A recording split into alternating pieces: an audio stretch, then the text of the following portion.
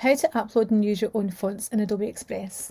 First of all, from the home page, if you go into your brands and select which brand you want to upload the fonts to, I'm going to go into Somadra, which is one of my clients, and you can see that I already have uploaded fonts for them, but I can upload more by clicking this plus button.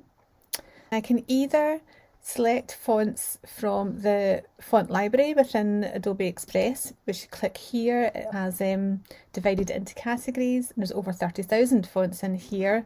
Or if you click this one here for upload, you can then upload your own fonts.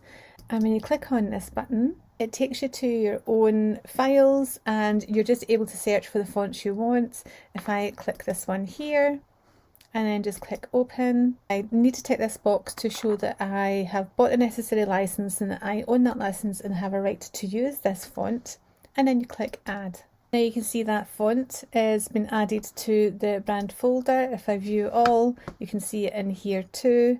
And it means now if I go to create a new file, if I just click this one here, add some text.